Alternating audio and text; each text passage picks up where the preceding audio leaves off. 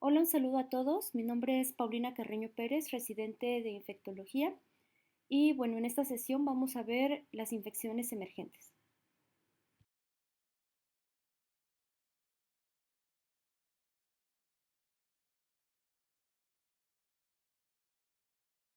Se trata de un tema muy amplio y por eso primero vamos a definir los conceptos. Vamos a hablar sobre la trascendencia de una enfermedad emergente y sus posibles causas. Y posteriormente vamos a tocar algunas de las enfermedades emergentes que más nos interesan actualmente.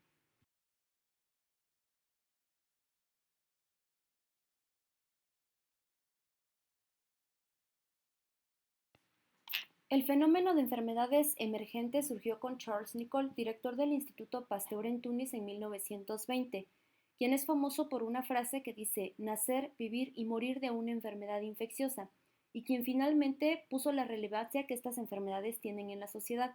El término emergente y reemergente surge como tal hasta 1987.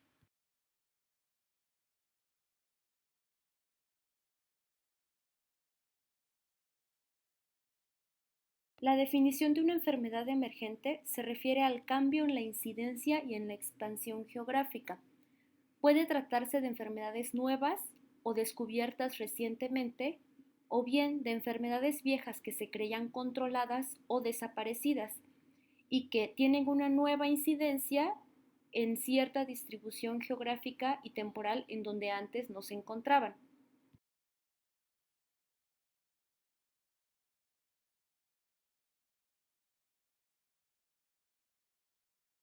Los factores determinantes suelen ser cambios en los nichos ecológicos, como la globalización, los cambios geográficos, el inicio de nuevas tecnologías, la pobreza, la presencia de vectores, los viajes y en cuanto a los ambientales, la deforestación, la agricultura y la presencia de desastres naturales.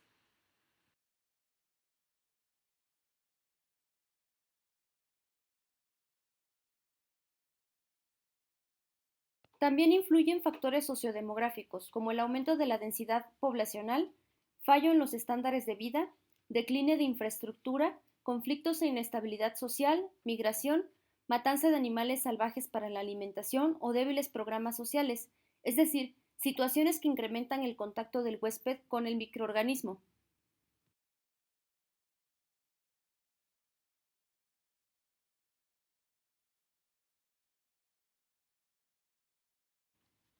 Actualmente tenemos muchos ejemplos. Por ejemplo, la presencia de inundaciones en el estado de Tabasco, el terremoto en Grecia, la presencia de fenómenos migratorios masivos, la ausencia de vacunas o de programas de vacunación eficientes y también el aumento poblacional que lleva al incremento del contacto con especies distintas y lo que permite el salto de los virus entre especies.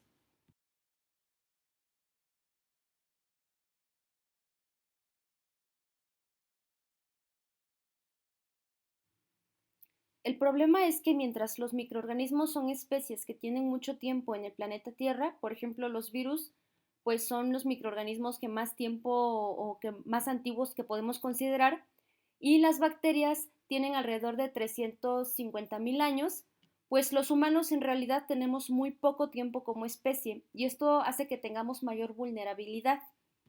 A esto se le suma que existe una inhabilidad de predecir una enfermedad emergente y pues ya no se diga del diagnóstico y el tratamiento.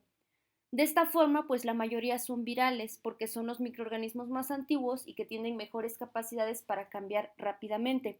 Así tenemos, por ejemplo, la muerte negra en 1348 a 1350, la influenza española en 1918 a 1919 o la presencia de la enfermedad del SIDA en el siglo XX como algunos ejemplos.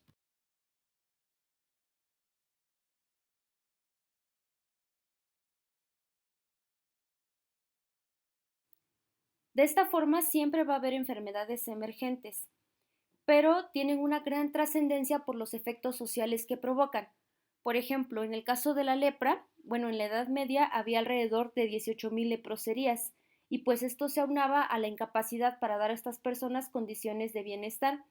También algunas pues se asocian con disminución de la capacidad para trabajar de las personas o deterioro cognitivo, y en general se asocian con el estado de pobreza.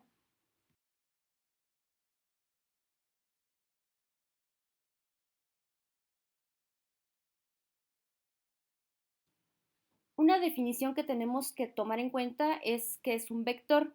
Y bueno, vamos a conocer como vectores a los organismos vivos que transmiten microorganismos desde portadores humanos o reservorios animales a personas sanas.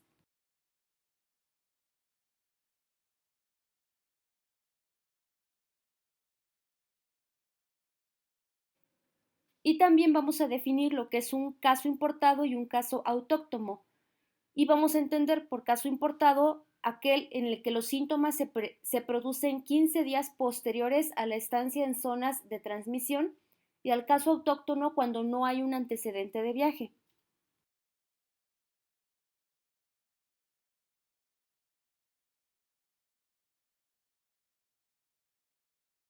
Así, para que surja una enfermedad emergente, que usualmente proviene de un huésped natural de tipo animal, pues se requiere un salto de barrera genética o de especie. Un ejemplo es, por ejemplo, la gripe aviar, donde los virus gripales A en su reservorio natural buscan un huésped intermediario y con esto hay humanización de los virus de origen aviar y posteriormente pues la rápida difusión epidémica. Otro de los ejemplos más claros es cómo el virus del SIDA se originó en chimpancés del sur de Camerún. Y hablando más sobre temas actuales y de lo que más nos preocupa es, por ejemplo, un salto genético del virus COVID-19 a una especie y posteriormente mutaciones de este virus y que nuevamente salten a la especie humana. Este no es un proceso fácil y usualmente se requieren de varios huéspedes intermediarios.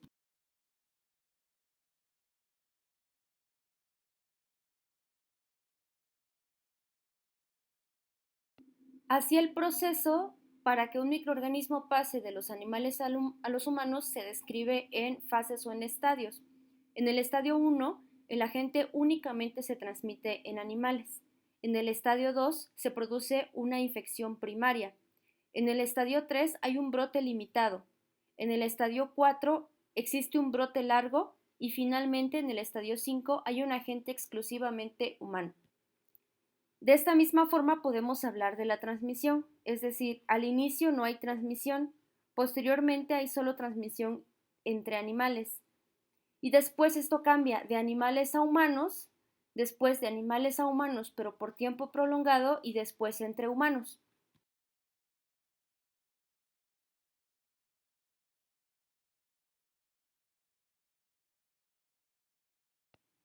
La lista de posibles enfermedades emergentes es abrumadora. En el 2015 la OMS declaró prioritarias la fiebre amarilla, las enfermedades por filovirus como el ébola y Marburg, coronavirus emergentes altamente patógenos como MERS-CoV y SARS-CoV, fiebre de Lassa, Nifa y fiebre del Valle del Rift. Y en el 2017 se declararon como posibles enfermedades emergentes el dengue, Zika, chikungunya, fiebre amarilla, fiebre del Nilo Occidental, gripe aviar, hepatitis, endra, meningitis, peste, turalemia y viruela. De esta forma, pues realmente la presencia de enfermedades emergentes es un fenómeno continuo y al que siempre vamos a estar predispuestos.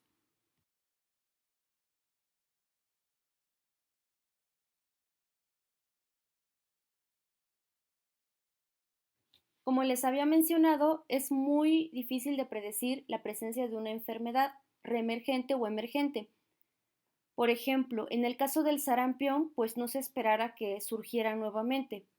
El sarampión se volvió una enfermedad humana hace 5.000 o 10.000 años. En realidad se trataba de una enfermedad que solamente estaba en las vacas.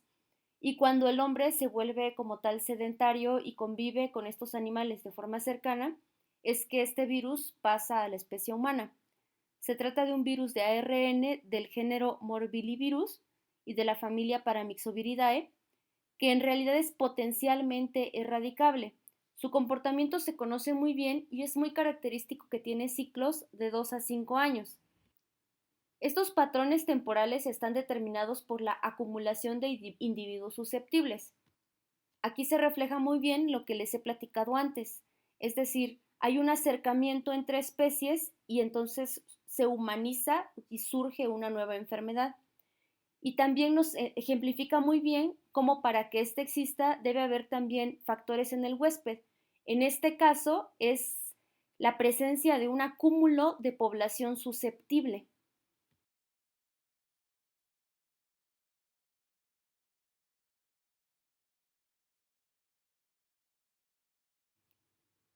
Antes de la vacuna, la mortalidad del sarampión era muy alta. Sin embargo, podemos ver cómo conforme se introduce la vacuna y hay un incremento de la población que tiene inmunidad, también la mortalidad ha ido disminuyendo progresivamente.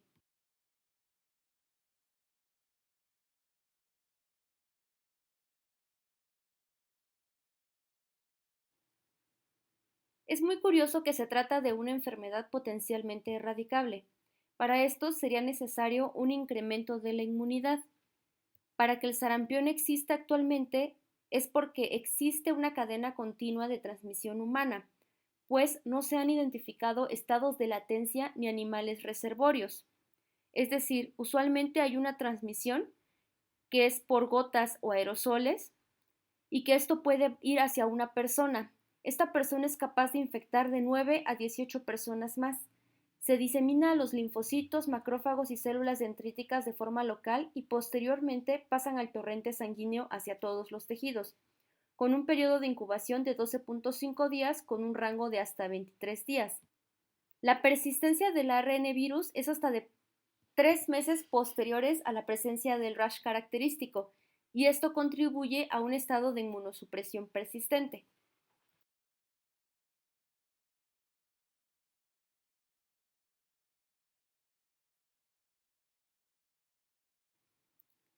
El sarampión clínicamente se caracteriza por fiebre, rash con infiltrados linfocíticos perivasculares, manchas de Koplik, conjuntivitis, coriza, tos, y vamos a dividirla en una fase de incubación, una fase prodrómica, la fase de rash que es del cuarto al noveno día y después la fase de convalecencia.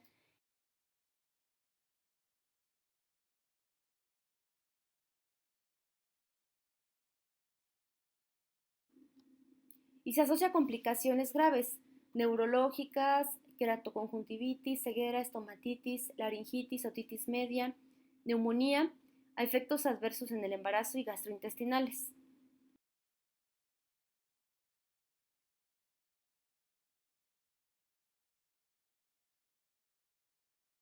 En 1911, Joseph Goldberg y John Anderson demostraron que el sarampión era causado por un virus, y en 1954 se aisló como tal el virus del sarampión. En 1963 estuvo disponible la primera vacuna de virus atenuados ya finalmente aprobada y hasta 1974 comenzó el inicio de la expansión de los programas de inmunización. Después de esto se creía que prácticamente con la vacuna iba a ser una enfermedad erradicada, como algunas otras que han existido. Y en el 2015 se plantearon por primera vez su eliminación en Europa y América y en los años subsecuentes su eliminación en el resto del mundo. Sin embargo, como ya sabemos, pues esta es una enfermedad que no se ha erradicado y que todavía en 2019 tuvo grandes brotes.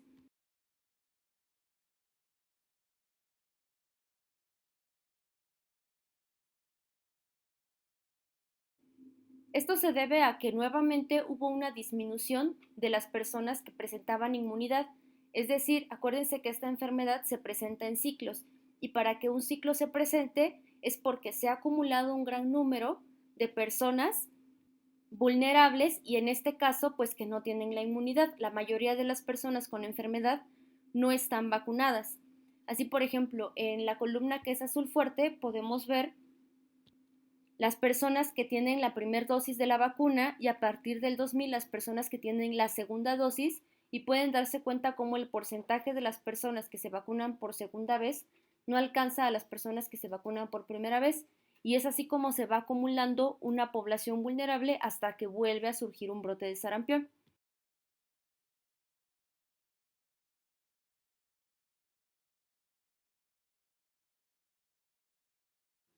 En este mapa podemos ver la cobertura de vacunación que existe a nivel mundial, gracias a que en nuestro país los programas de vacunación son obligatorios y que se llevan a cabo por programas nacionales en donde se vacunan a todas las personas o incluso se les busca en sus propios hogares para vacunar a los niños, pues en México tenemos un porcentaje de más del 90%.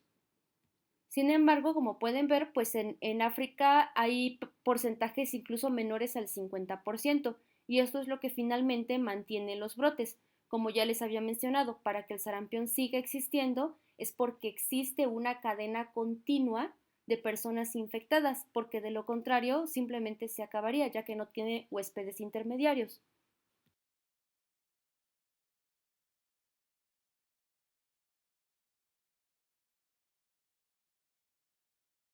Y es así como vemos que en los recientes años, al haber un rechazo a los programas de vacunación, pues en Estados Unidos hubo un aumento importante de los casos de sarampión notificados por año, sobre todo en el 2018 y en el 2019.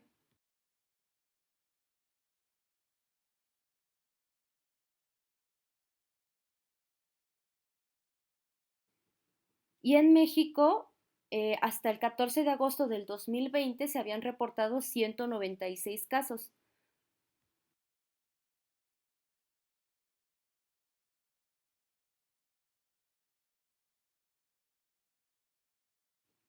Otro grupo importante de enfermedades emergentes son las enfermedades transmitidas por mosquito del género Aedes.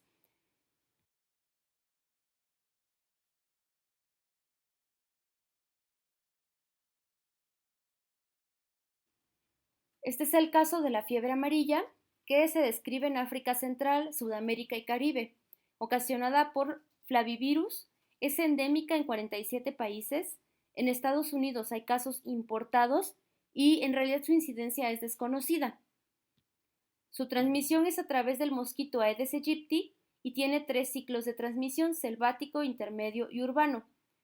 Caracterizada por un periodo de incubación de 1 a 3 días, tiene inicialmente síntomas tempranos de fiebre brusca, malestar general, mialgia, cefalea y vómito, que se resuelven en 3 a 4 días, y posteriormente hay reaparición de la fiebre en 24 horas, con evolución a hepatitis, ictericia y falla renal. En los casos severos puede haber hemorragia y choque, falla multiorgánica y acidosis metabólica. En este caso, la mortalidad puede alcanzar del 30 hasta el 60%. La duración de la enfermedad es más o menos de 7 días y se caracteriza por tener un síndrome postviral de fatiga y debilidad por varios meses. El diagnóstico es principalmente epidemiológico, pero claro que se hace la PCR, serología y aislamiento del virus.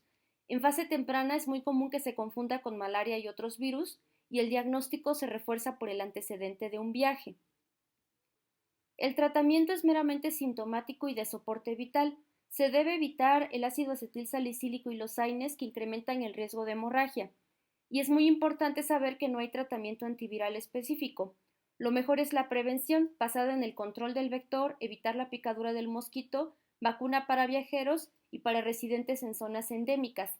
Y también para nosotros es muy importante saber que esta vacuna debe aplicarse al menos 10 días antes de realizar el viaje.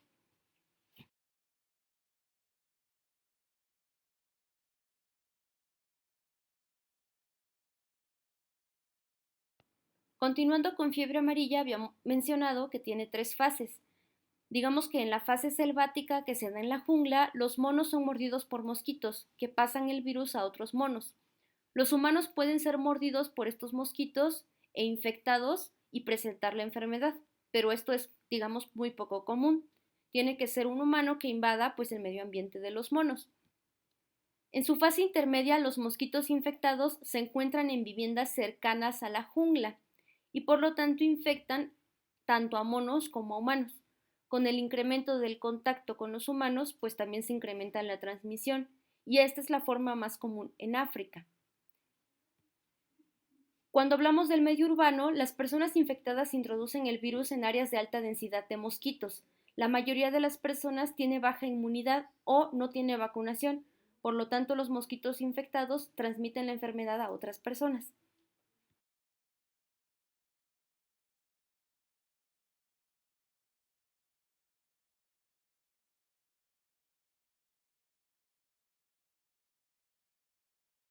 Otra enfermedad de gran relevancia es el dengue, principalmente en México. Es endémico en más de 120 países, causado también por una especie de flavivirus. Su transmisión es por Aedes aegypti, aunque también puede hacerlo el Aedes albopictus. Hay cuatro serotipos antigénicamente distintos. y se caracteriza por tener varias presentaciones, sin signos de alarma, con fiebre, náusea, vómito, rash, adenopatías y mialgias, con signos de alarma, donde se agrega dolor abdominal, edema y letargia, y grave, con hemorragia y depresión de volumen plasmático. La mortalidad es de más del 20% sin tratamiento de soporte, pero con este tratamiento es menos del 1%. Igualmente, el diagnóstico es epidemiológico y se corrobora con PCR, serología y aislamiento del virus. En sus fases iniciales también es muy difícil distinguir del Zika y del chikungunya. El tratamiento es con fluidoterapia, tratamiento de sostén, hay que evitar los AINES y nuevamente no hay antiviral específico. En este caso, para la prevención es necesario el control del vector y la prevención de la picadura del mosquito, pero sí existe la vacuna tetravalente aprobada ya en algunos países.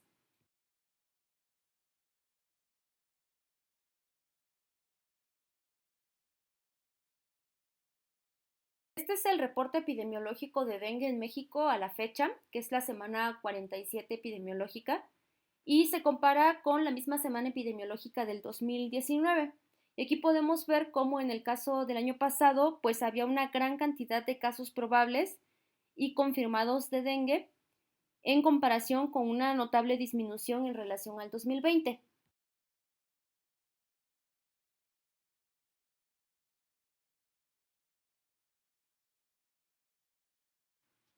Y podemos ver en rojo los países que estaban más afectados, que son Jalisco, Tamaulipas, Nayarit, Michoacán y San Luis Potosí.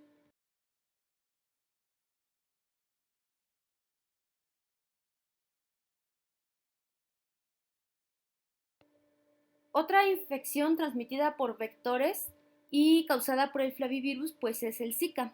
El Zika tiene una distribución a zonas tropicales y en 2020 en México solo se han reportado 2 casos confirmados. Su transmisión es por Aedes aegypti y Aedes albopictus y Aedes gensili.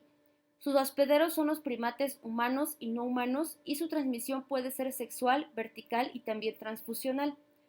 Tiene un periodo de incubación de 3 a 12 días, caracterizado por fiebre, mialgias, artralgias, hiperemia conjuntival, dolor retroorbitario, odinofagia, síntomas gastrointestinales y exantema, con una resolución de 2 a 7 días. Y se asocia en el caso de las mamás embarazadas infectadas a microcefalia en el feto y se puede complicar con síndrome de Guillain-Barré y otros síndromes neurológicos. Otras complicaciones menos graves pueden ser oculares y cardíacas y en general en comparación con las otras enfermedades similares pues no es mortal. Nuevamente el diagnóstico es epidemiológico y se corrobora con PCR, serología y aislamiento del virus. El tratamiento es sintomático, no hay tratamiento específico, no hay un tratamiento antiviral específico y en este caso no existe la vacuna. La prevención es el control del vector, evitar la picadura de los mosquitos y en este caso pues evitar la transmisión sexual.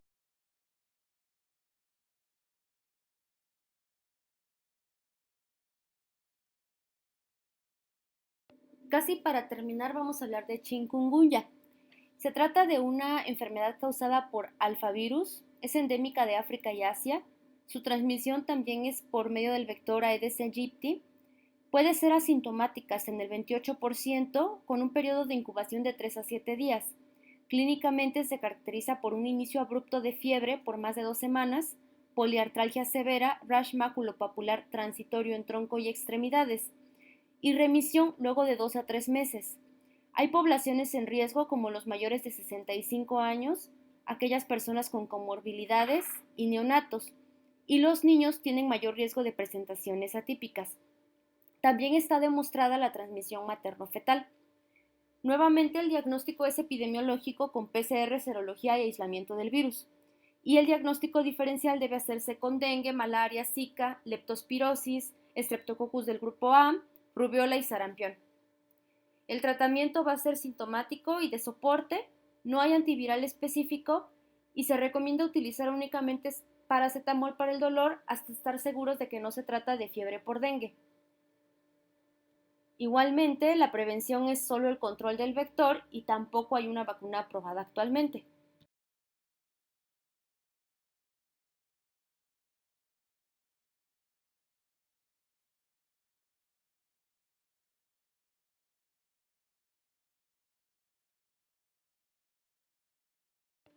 Y otra de las enfermedades más temibles en la actualidad es el ébola. Esta es característica de áreas tropicales de África y Sudáfrica, causada por filovirus. Su transmisión es por contacto directo a través de mucosas y soluciones de continuidad en la piel, con órganos, sangre, secreciones o líquidos corporales de animales o personas infectadas, vivos o muertos, o con fomites, y también está descrita la transmisión sexual. El periodo de incubación es de 2 a 21 días y se caracteriza por fiebre súbita, debilidad, mialgia, cefalea, odinofagia, vómito, diarrea, exantema, afección renal, hepática, hemorragias internas y externas, y su mortalidad es tan alta como del 50%. El diagnóstico es por PCR, serología y aislamiento viral.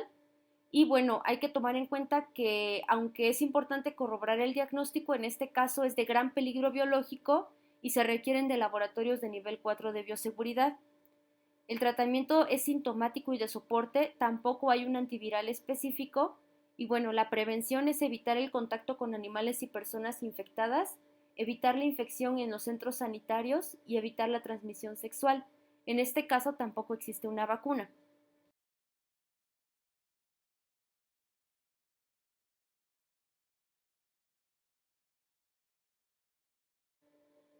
Otras enfermedades de interés actual son la fiebre del Nilo Occidental, la fiebre hemorrágica de Crimea-Congo y la fiebre hemorrágica de Marburgo.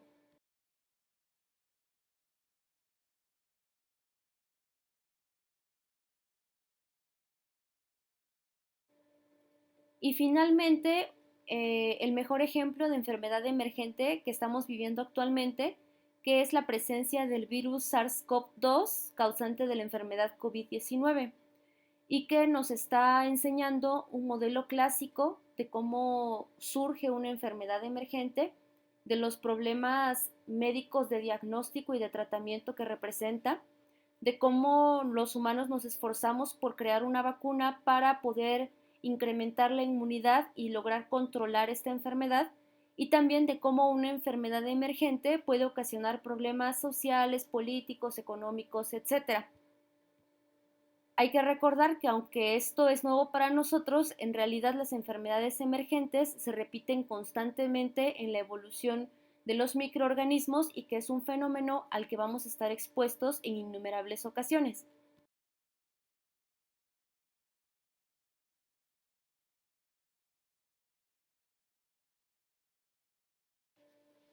Y bueno, eso fue todo por mi parte de enfermedades emergentes. Les agradezco mucho su atención.